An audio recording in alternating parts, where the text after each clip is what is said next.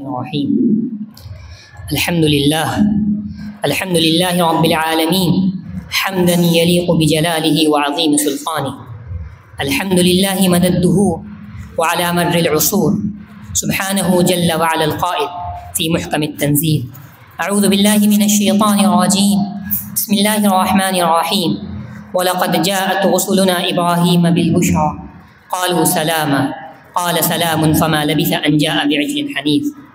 والصلاة والسلام على من أرسله الله رحمة للعالمين، إمام المرسلين وسيد الناس أجمعين، نبينا محمد بن عبد الله القائل: من كان يؤمن بالله واليوم الآخر فليكرم ضيفه، صلى الله عليه وعلى آله ومن والاه.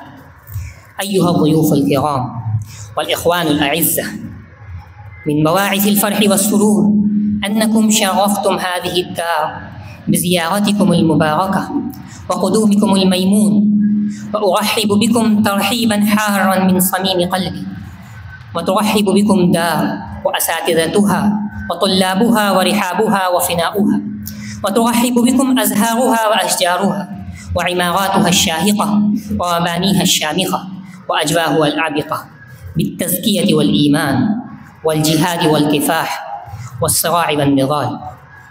ضيوفنا الكرام، نحييكم بتحية من القلب يعبق شذاها مسكا وريحانا وتحمل في طياتها حبا ووفاء، تحية أهل الجنة يوم يلقونه سلاما. فالسلام عليكم ورحمة الله وبركاته. أهلا وسهلا والسلام عليكم، أهلا وسهلا والسلام عليكم، وتحية منا تزف إليكم. أحبابنا، ما أجمل الدنيا بكم، لا تقبح الدنيا وفيها أنتم.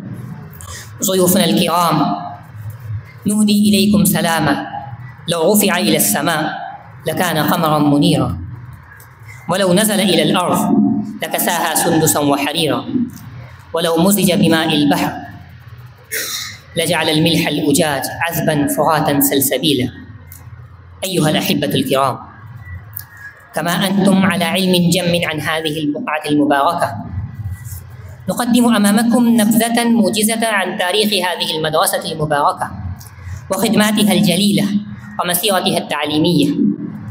إن هذه المدرسة كما ترون متجردة عن زخارف المدينة ومظاهرها، نائية عن عجيجها وضجيجها، وقد نشأت على أرض طاهرة مطهرة عمرها رجل من ولد الإمام سيدنا الحسن علي رضي الله عنه، اسمه السيد علم الله، في سنة 50 وألف من الهجرة.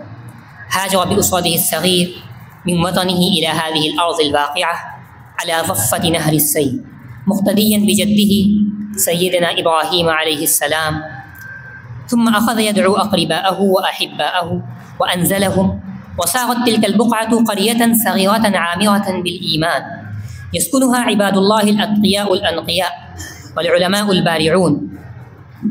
وقد أنجبت هذه الأرض الطيبة عددا من المشايخ ونوابغ العلماء، ومنهم الإمام السيد أحمد بن محمد عرفان، وكان من أهل الزهد والورع والتوكل على الله واتباع السنة المطهرة.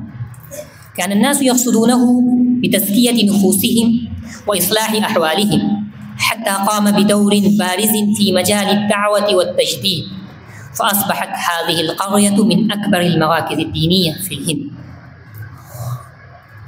وفي العصور الأخيرة برز منها العلامة الإمام السيد أبو الحسن الحسني الندوي رحمه الله تعالى رحمة واسعة، الذي اعترف بفضله العرب والعجم معا، فكان مفكرا إسلاميا وداعيا ربانيا وعالما مربيا وخطيبا مسقعا وأديبا باعرا. قدم بالإسلام والمسلمين خدمات جليلة وإسهامات عظيمة قل أن يجتمع مثلها في رجل واحد. أما عن تأسيس هذه المدرسة المباركة، فقد تم بناؤها في شهر شوال سنة 92 و300 وألف من الهجرة، الموافق لسنة 72 و900 وألف من الميلاد، تحت رعاية العلامة الإمام أبي الحسن علي الحسني الندوي رحمه الله تعالى. على يد رجل نبيل والشيخ محمد شرافة خان حفظه الله تعالى. وكان أول مديرها السيد محمد الحسني، ثم أسند هذه المسؤولية إلى صهره السيد محمد طاهر الحسني المنصور فوري، وأصبح السيد محمد ثاني الحسني الندوي أول ناظر عام لها. والآن نتقدم في خدماتها وأعمالها تحت رعاية كريمة من سماحة الشيخ السيد بلال عبد الحي الحسني الندوي حفظه الله تعالى.